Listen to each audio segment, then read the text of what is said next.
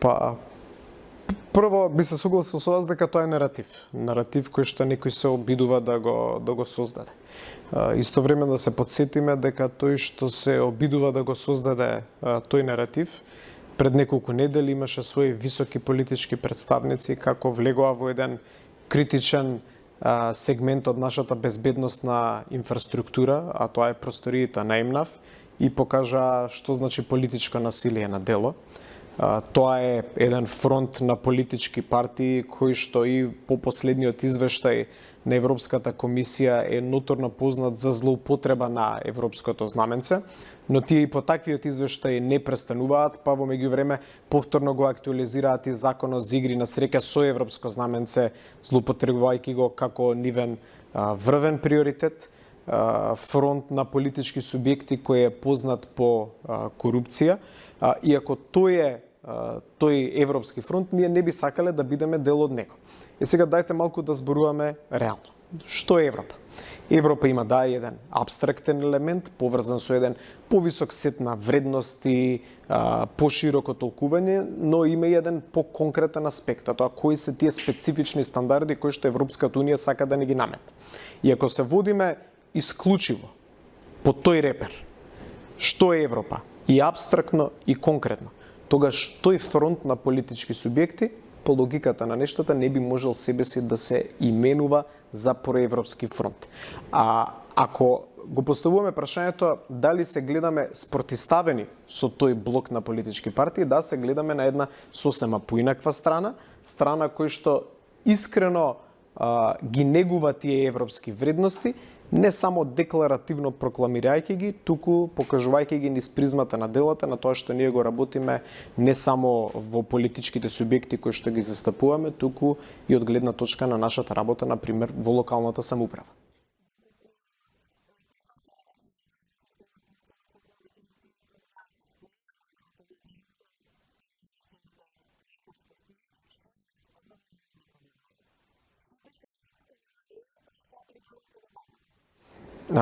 Европско во ВМРО ДПМН во моментот е, например, односот кој што повеќе од 40 градоначалници на ВМРО ДПМН го покажуваат кон институциите, каде што за прв пат граѓаните гледаат прво ставање на примат на јавните средства, на буџетските средства.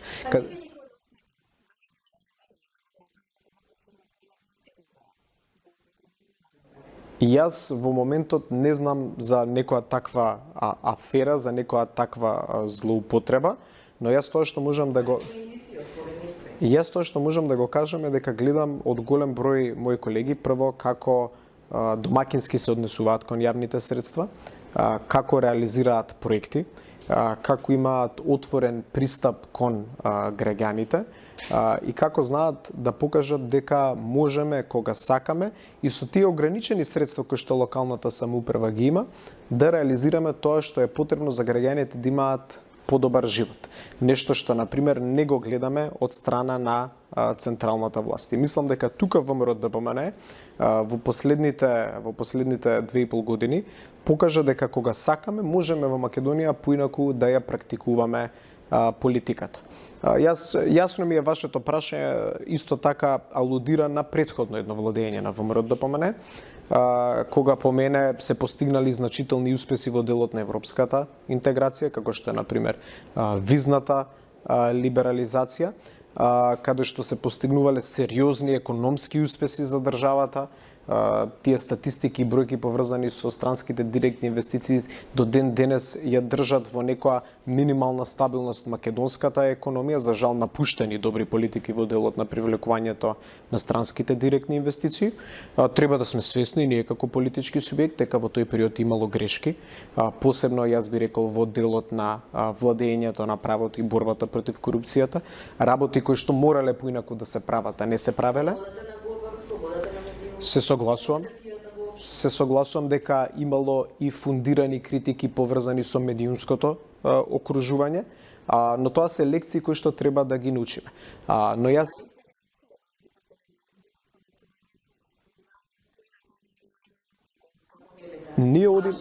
Треба да има промена. Така е, ние прво ветуваме дека сето тоа што било добро во претходното владење на ВМРО ДПМН. И тука би ја нагласил посебно економската политика и на привлекување на странски директни инвестиции, но и на давање на примат на развој на домашната економија, нашето национално стопанство, пониски даноци, предвидлива даночна политика, нешто што создава невиден хаос во деловното окружување во последните години.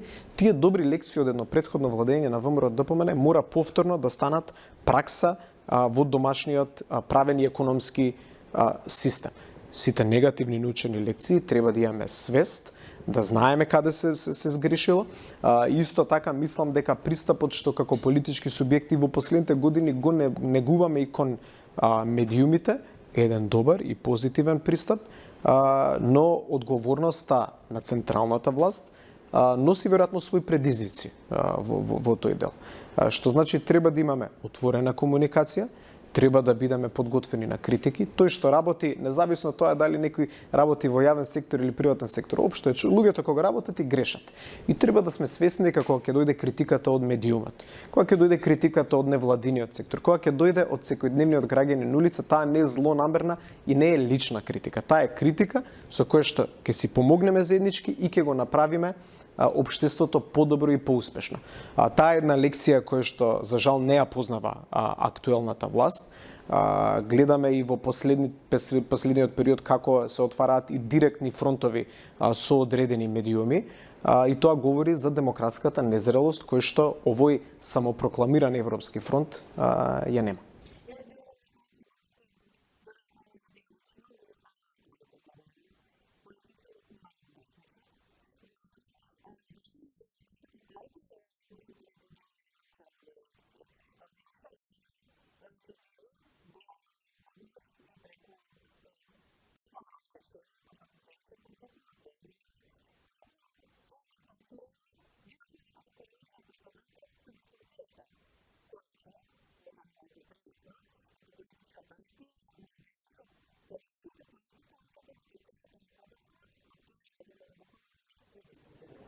Јас мислам дека има висок степен на свест, поврзан со тоа каде се грешело во минатото, и ќе нагласам повторно висок степен на свест за што било добро во тој период.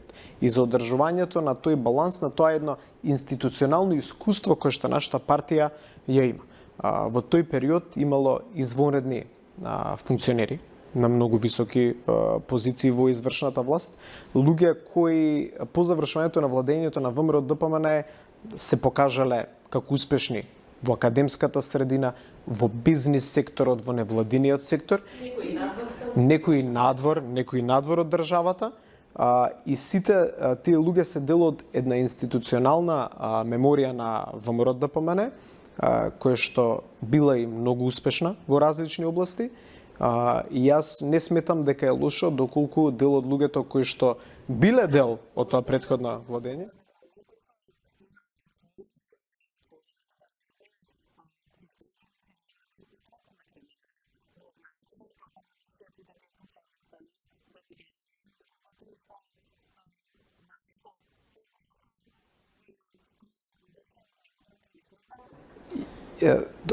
јас стојам на ставот дека не сме имале нити било каква поддршка, нити скриена поддршка на тие измени. Тоа би рекол едно од низата амнестии кои што ги видовме од страна на СДСМ и ДУИ. Тоа е процес кој што почна во 2016 година, и доколку не гледаме само де јуре, туку и де факто, ќе видите дека во тој процес имало практично некои бранови на едно 5-6 процеси на различни амнестии кои што ги имало во државата, кои што значи и апсолутно дерогирање на уставно-правниот систем на Република Македонија, но тоа говори за СДСМ и ДУИ, и тоа е веројатно една од носичките причини зашто е толку слаб рейтингот на тие политички субјекти. Институционално направивме се што можеме. Не беше само во зборови, туку тоа беше и наше институционално делување, но на крајот на денот собранието е прашање на имање на мнозинство или немање на мнозинство. Во моментот, во актуелниот собраниски сустав, бројките од гледна точка на мнозинство не се во полза на ВМРО ДПМН и тука се нашите капацитети што можеме да направиме. Ние имаме пред нас, јас во тој дел барем ќе се согласам со една констатација која што несомнено произлегува од нашиот разговор, а тоа е дека има огромно разочарување од страна на граѓаните за пристапот кој што големите политички партии го имале во последните 30 години во делот на владењето на правото и во делот на борбата против корупцијата. И некако како заедничка тема заедно со економијата тоа да ни се наметнува во следниот изборен процес.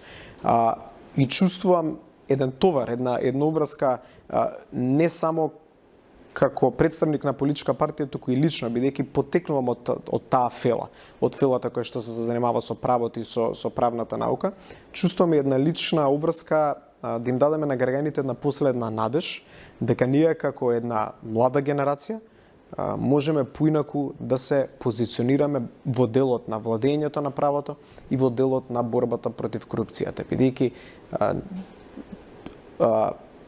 станува таа една носечка тема која што по себе наметнува и процес на исолување покрај економијата. Општата разочараност во делот на начинот на кој што функционира системот на владење на правото во државата. Не функционира, да.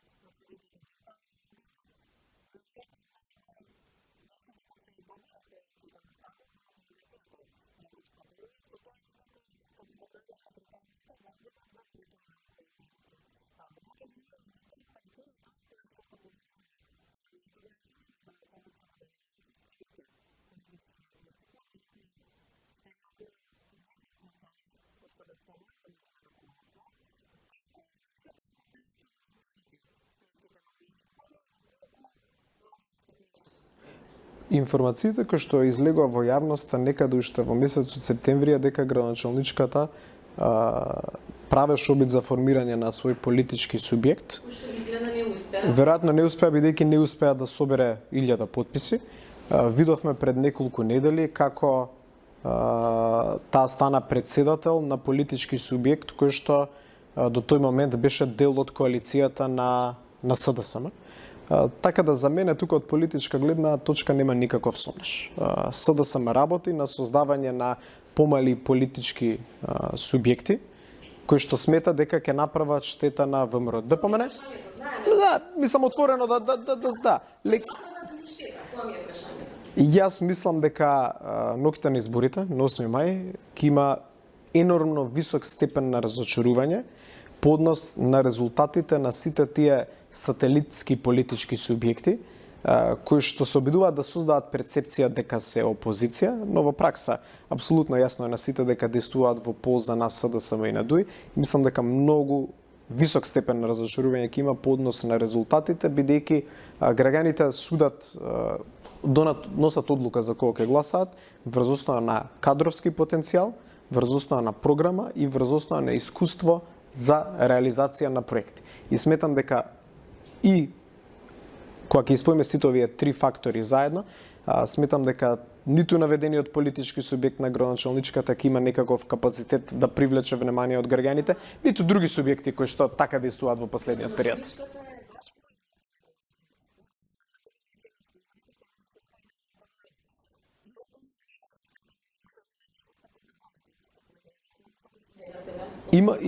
Имам лично висок степен на разочарување. Сега лично ќе ви го дадам одговорот.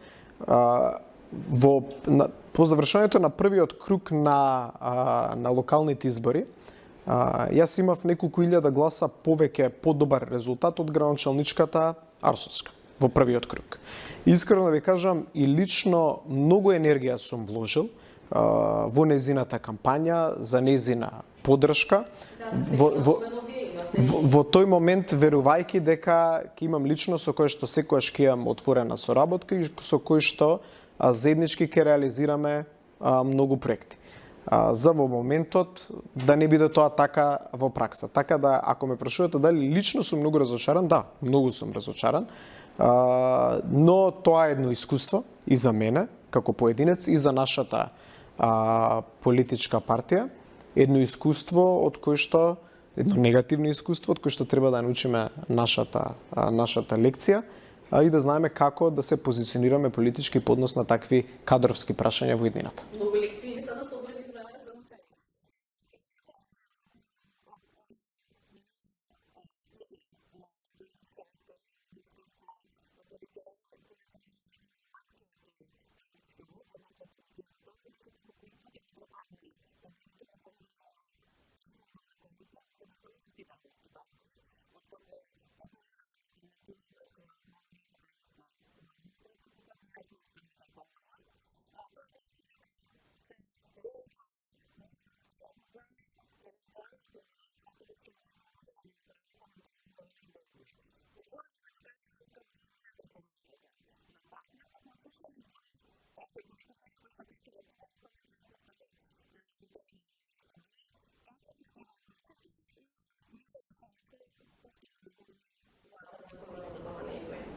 Ние го нагласуваме тоа што неколку често е кажано од наша страна, а тоа е дека ние идната владина коалиција ќе ја правиме врз основа на принципи и врз основа на програма.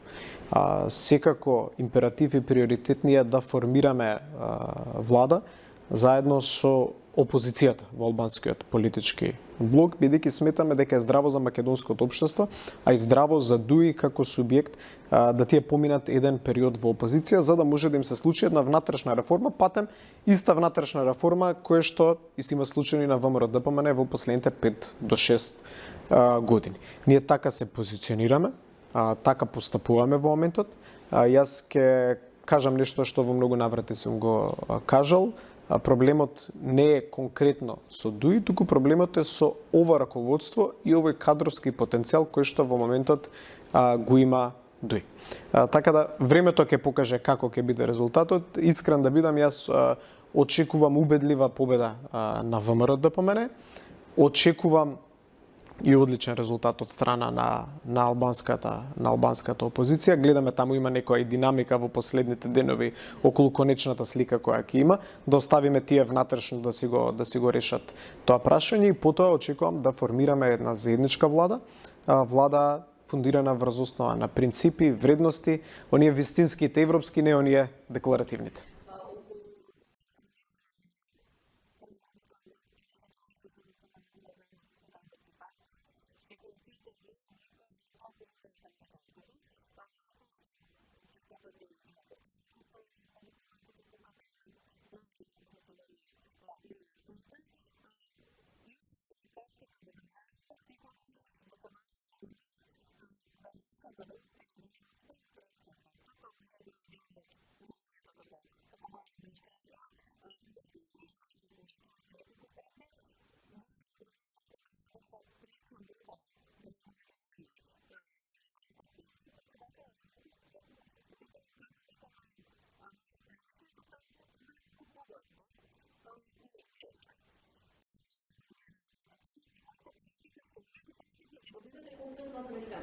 Соединетите американски држави се наш стратешки партнер во надворешната политика, во безбедност и во многу други области кои што се од билатерално, но и од наше мултилатерално заедничко дејствување.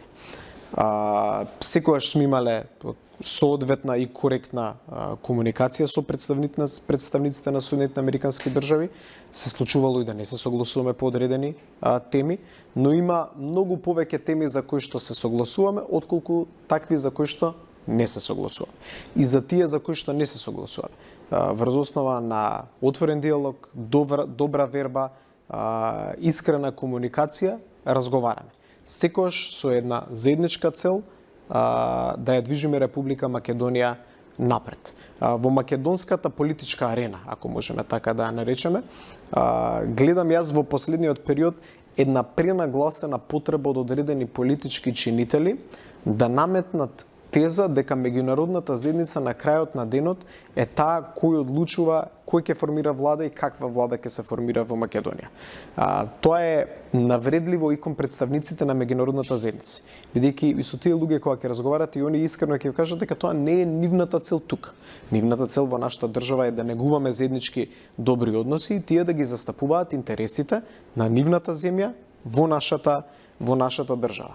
Таа злоупотреба ја има и ќе ја има, верувам, во следниот период, но сите познавачи и на меѓународните односи, а и на внатрешната политика знаат дека парламентарно мнозинство се формира врз основа на резултат на избори. Секако дека идна влада предводена од ВМРО ДПМН во прв приоритет ќе ги има нашите релации со нашите стратешки партнери, нашите клучни надворешно политички приоритети, посебно тие поврзани со полноправно членство во Европската унија, но пред се и над се ќе бидат нашите домашни и национални интереси. Овие интереси и релациите со стратешките партнери и европската интеграција се клучен дел од европските од македонските интереси. Значи, македонски интерес е да полноправно членство во Европската унија. Но тука има одредени специфики кои што се од нас за значење, а кои што мораме некогаш и да потрошиме дополнителна енергија во убедување на нашите партнери и земјите членки на Европската унија и Соединетите американски држави за правецот по кој што треба да се движиме. Просто кажано, целта е заедничка, некогаш има различна перспектива во однос на правецот за да стигнеме до таа цел.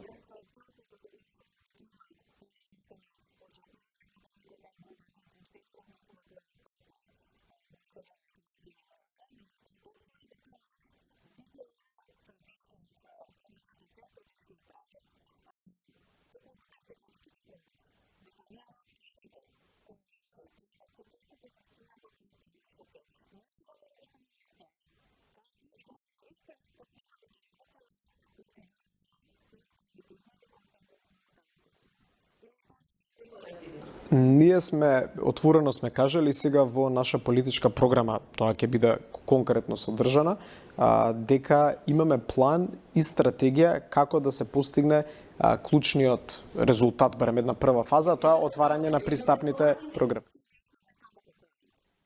И сме го објаснувале, мислам, неколку пати планот. Тоа е поврзан со очекување од одреден тип на гаранција од страна на европските институции и очекување дека ќе има некоја форма на политички и правен реципроцитет од страна на нашиот сосед Бугарија. И тука зборуваме за пресудите на Европскиот суд за човекови права, односно што е тој значаен дел кој што ние сакаме да го нагласиме преку очекувањето дека Бугарија ќе ги применува тие обврзувачки за нив пресуди, тоа е почит и обезбедување на стандарди соодветни за македонското малцинство кое што живее на територијата на Бугарија, кое што постои, а на кое што не му се овозможуваат основните права кои што му следуваат согласно Европската конвенција за човекови права. Ние на оваа тема сме нуделе решенија. Ние сме разговарале на тема хрватски модел на устав. Ние сме нуделе решение поврзано со одложна примена на уставни измени.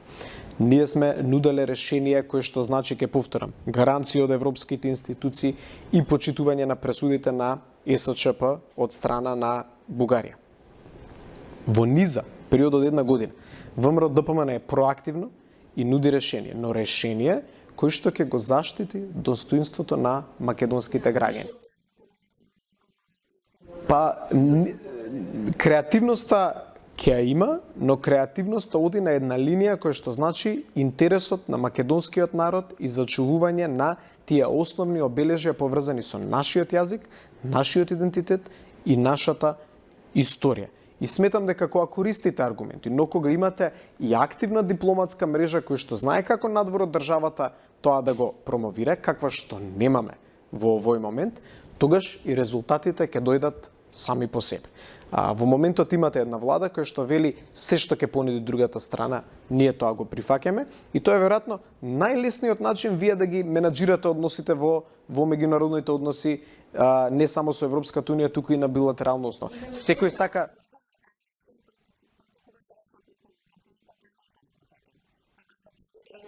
мора да имаме диалог, бидејќи сметам дека време за чекање немаме. Геополитичкиот контекст е таков, да, поволен е во моментот, не значи дека е крајно поволен за регионот, бидејќи фокусот не е во моментот на Западниот Балкан, на многу други жаришта кои што ги има во моментот, но сметам дека можеме да го искористиме доколку соодветно се позиционираме.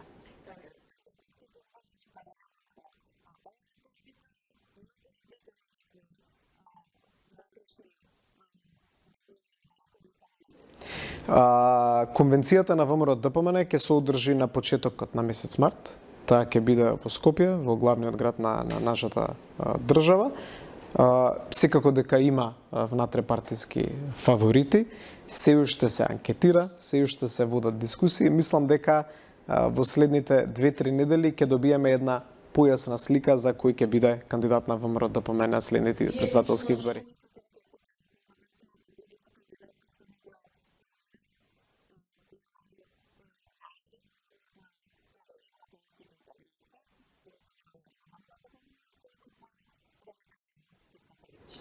Јас мислам дека без никаков сомнеш електоратот во Македонија е со огромно мнозинство проевропски ориентиран, односно ориентиран кон полноправно членство во Европската унија, независно од огромните фрустрации и забелешки кои што сите ги имаме и лично и професионално спрема действувањето на Европската унија, па би рекол во последните 20 години спрема нашата држава. Факт е дека заради некохерентните политики на Европската унија огромни неправди се нанесени на Република Македонија. Но истовремено факт е дека нашето полноправно членство не го посакуваме заради тие земји членки кои што ни ја нанеле таа неправда, туку си го посакуваме заради самите себе. Ние сакаме да бидеме земја членка на Европската унија, бидејќи тоа ќе донесе и економска благосостојба, и почитување на највисоки стандарди во многу области, често запоставени, бидејќи секогаш зборуваме за политичките и правните стандарди, а не доволно и за другите области каде што Европската унија ни ги нуди тие највисоки стандарди, ќе се отвориме кон нови пазари и од таа гледна точка. Јас сум убеден дека ВМРО-ДПМН треба да има кандидат кој што ги представува таквите вредности кои што граѓаните ги посакуваат. Што би рекле вие, почитување на една современа десница, една десничарска партија чија што крајна цел се европските интеграции, но истовремено става примат на нашите национални интереси. И тоа е профилот на кандидат или кандидатка кој што ние треба да го имаме и верувам дека таков ќе биде кандидатот или кандидатката на ВМРО-ДПМН.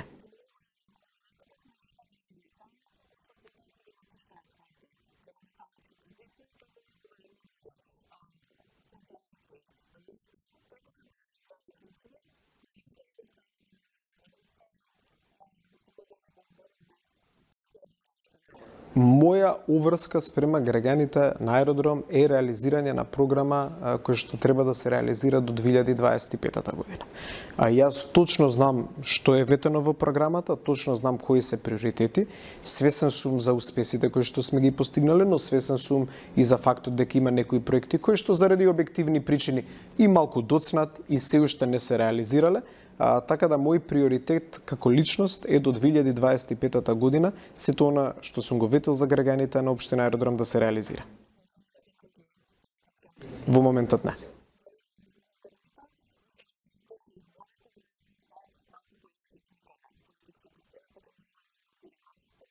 Ви благодарам и на вас.